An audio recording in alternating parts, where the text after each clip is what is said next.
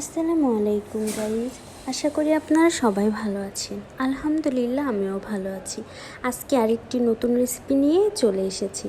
আজকে রান্না করব গরুর মাংস দিয়ে খিচুড়ি। প্রথমে গরুর মাংসটা রান্না করে নেব। তার জন্য আগে গরুর মাংস নেব, তারপর গরম মশলা, তেজপাতা, এলাচ, দারচিনি, পেঁয়াজ, হলুদের গুঁড়া, ধনিয়ার গুঁড়া, গরুর মাংস রান্না করতে আর কি যা যা লাগে এগুলো দিব। ধনিয়ার গুঁড়া দিলাম, তারপরে দেব মরিচের গুঁড়া অল্পই দেব, পরে আমি কয়েকটা কাঁচামরিচ দেব এর জন্যে।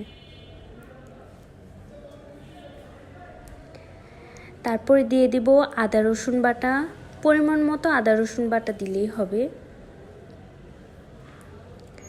তারপরে এখানে আপনারা সরিষার তেলও দিতে পারেন, সয়াবিন তেলও দিতে পারেন। আমি এখানে সরিষার তেল দিয়ে দিয়েছি, আর কয়েকটা কাঁচামরিচ দিয়েছি। তারপরে ডানো দুধ দিয়ে দেব।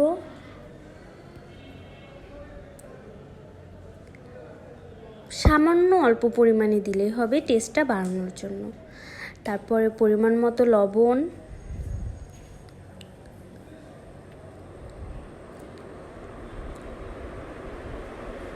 ভালো মতো মাখিয়ে নেব।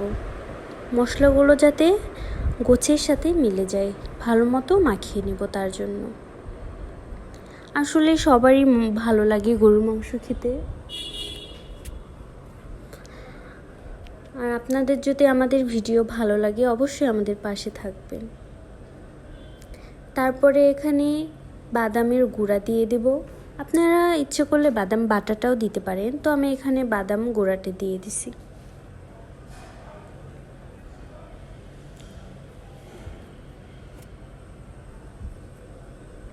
ভালো মতো মেখে নেব। ভালো মতো মেখে নিলে টেস্টটা আরও ভালো হবে।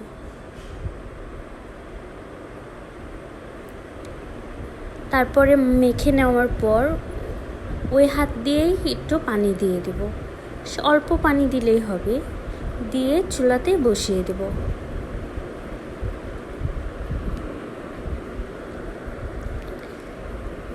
এখন আমি মাংসটা ভালো মতো কষিয়ে নেব। কষানোতেই এত গন্ধ বের হচ্ছিল, এত মজা, মনে হচ্ছে অনেক মজা হবে। দেখতেই পাচ্ছেন কালারটা কি দারুণ এসেছে।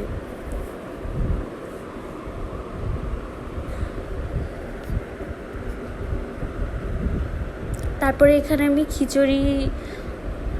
খিচুড়ি রান্নার জন্য পেঁয়াজ কুচি, আদা বাটা, তারপর গরুর মাংসের ঝোলটা, কাঁচামরিচ এগুলো দিয়ে ভালো মতো খিচুড়িটা ভেজে নেব।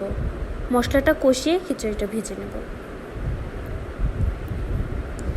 খিচুড়িতে পরিমাণ মতো পানি দিয়ে দেব। আপনারা যতটুক চাল ডালের উপর নির্ভর করে অতটুক পানি দিয়ে দেবেন পরিমাণ মতো। ফুটে এলে খিচুড়িতে গরুর মাংসটা দিয়ে দেব। গরুর মাংস দিয়ে ভালো মতো নেড়ে নিব।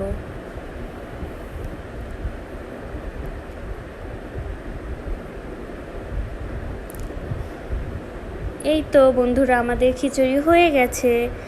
দেখতে এত মজা হয়েছে, আশা করি খেতেও অনেক মজা হবে। তো আজকে এ পর্যন্তই। আবার কোনো একদিন নতুন ভিডিও নিয়ে এসে পড়বো আপনাদের সামনে। নতুন ভিডিও দেখার জন্য আমাদের পাশেই থাকবেন। ধন্যবাদ সবাইকে।